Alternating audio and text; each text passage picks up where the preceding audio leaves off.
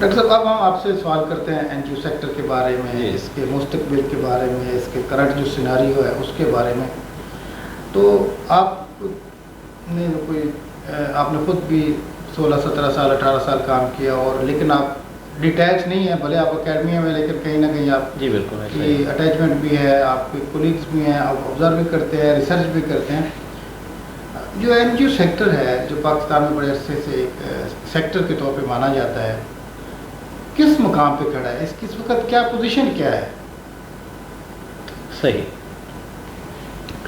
Again بڑا important سوال ہے اور بہت اچھا سوال ہے، کنٹمپریری کویسچن ہے اس دور کا، کہ اس وقت جو ہے وہ این جی او سیکٹر کہاں پہ کھڑا ہے اور اسی کے ساتھ ساتھ مطلب اس نے کہاں جانا ہے. اب جو آبزرویشنز ہیں میری اپنی، اور اسی کے ساتھ ساتھ جو تھوڑا بہت ایکسپیرینس ہے، اور ایکسپیرینس کے ساتھ ساتھ جو تھوڑی بہت نالج ہے، اور پھر ہم موجودہ جو سچویشن اور پالیسیز اور یہ ساری چیزیں جب ہم دیکھتے ہیں، تو این جی او سیکٹر اس وقت جو ہے وہ کچھ اچھی پوزیشن میں نہیں ہے. این جی او سیکٹر اس وقت 1970s میں یہ این جی او سیکٹر کا جو ہے وہ سلسلہ شروع ہوا، اور اس کے پیچھے جو ہے وہ ہے تو بڑی پولیٹکس ہے.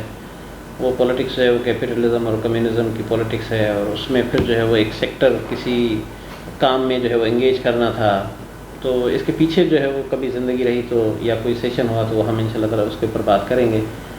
لیکن 70 سے لے کر کے ابھی تک این جی او سیکٹر کبھی بھی اتنے مشکل وقت سے نہیں گزرا جتنا جو ہے وہ اس وقت گزر رہا ہے. اس کے پیچھے کچھ وجوہات ہیں. ان وجوہات میں سب سے پہلی وجہ جو ہے وہ ڈسٹرسٹ ہے.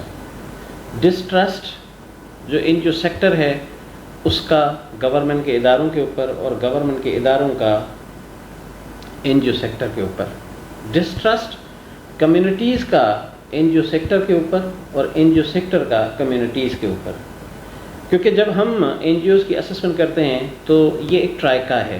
ایک طرف جو ہے وہ گورنمنٹ ہے، دوسری طرف این جی او سیکٹر ہے، اور تیسری طرف جو ہے وہ کمیونٹیز ہیں. عام طور پر جو لوگوں کا پرسپشن ہے وہ یہ ہے کہ کمیونٹیز کے نام پہ، کمیونٹیز کی بھلائی کے نام پہ جو فنڈز لیے جاتے ہیں، ان فنڈز کی پراپر یوٹیلائزیشن نہیں ہوتی. جو ٹرانسپیرنسی ہے وہ بہت زیادہ لیک کرتی ہے، اور اسی کے ساتھ ساتھ غریبوں کی بھلائی کے لیے جو پیسہ آتا ہے وہ این جی او سیکٹر اپنی لگژری لائف کے اوپر زیادہ استعمال کرتا ہے. جس میں جو ہے وہ ہمیں بھی نظر آتا ہے کہ جس طرح کا ان کا ورکنگ انوائرمنٹ ہے، جس طرح کی مطلب ان کا ایک جو جیسچر ہے، اور اسی کے ساتھ ساتھ جو ان کی کام کرنے کا جو طریقہ کار ہے، اس طریقہ کار میں جو ہے وہ واقعی یہ ہے بھی. تو ہم یہ دیکھتے ہیں کہ عوام کے لیے کام کرنے والے یا غریبوں کے لیے کام کرنے والے جو ہے وہ خود تو امیر ہو جاتے ہیں، لیکن غریب جو ہے وہ غریب ہی رہتا ہے. یہ ایک جنرل پرسپشن ہے. دوسرا جو ٹرسٹ کی میں نے بات کی، اس کا بہت زیادہ فقدان ہے کہ گورنمنٹ جو ہے وہ این جی او سیکٹر کے اوپر جو ہے اتنا زیادہ ٹرسٹ نہیں کرتی. پہلے پھر بھی جو ہے وہ کچھ نہ کچھ پروگرامس ہے وہ چل رہے ہوتے تھے، کمیونٹی ڈیولپمنٹ کے، ایجوکیشن کے، ہیلتھ کے، موبلائزیشن کے، پاورٹی کے. لیکن جب سے جو ہے وہ یہ اسامہ بن لادن والا واقعہ ہوا تو اس کے بعد سے پھر گورنمنٹ نے بھی کافی ساری ایسی پالیسیز بنائیں جن پالیسیز کو پرسو کرنا، جن پالیسیز کو فالو کرنا، وہ این جی اوز کی کیپیسٹی اتنی زیادہ جو ہے وہ نہیں تھی، جس کی وجہ سے وہ فالو نہیں کر سکے.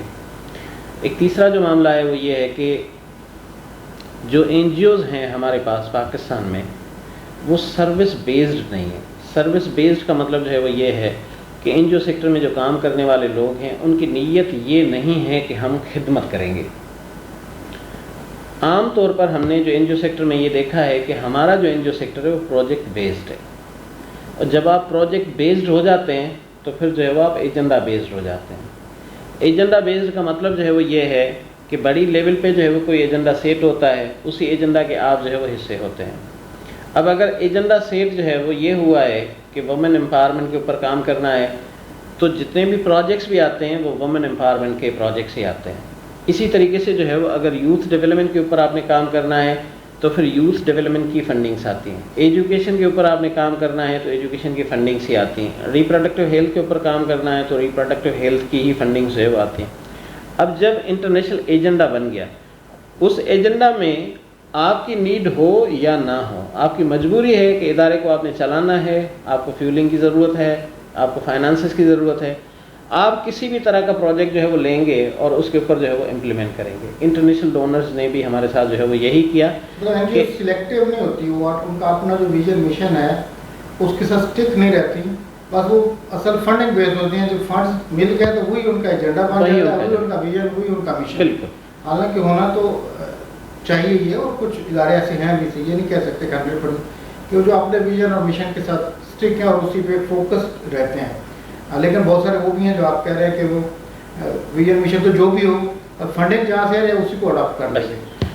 تو میں یہ کہتا ہوں کہ ان کی جو ٹرم ہے وہ بھی میں نے الگ سے بنائی تھی آپ کے ساتھ، میں نے شرکت وہ شاید شیئر بھی کیا تھا. وہ یہی ہے کہ پہلے NGOز ہوتی تھیں، اس وقت جو ہے وہ NGCs ہیں، یعنی کہ پہلے نان گورنمنٹل آرگنائزیشنز ہوتی تھیں، اس وقت جو ہے وہ نان گورنمنٹل کانٹریکٹرز ہیں. جو بھی کانٹریکٹ ملا ہم نے جو ہے مطلب اس کے اوپر کام کرنا شروع کر دیا. اداروں کی سسٹینیبلٹی نہیں دیکھی، لوگوں کی نیڈس کو جو ہے وہ نہیں دیکھا.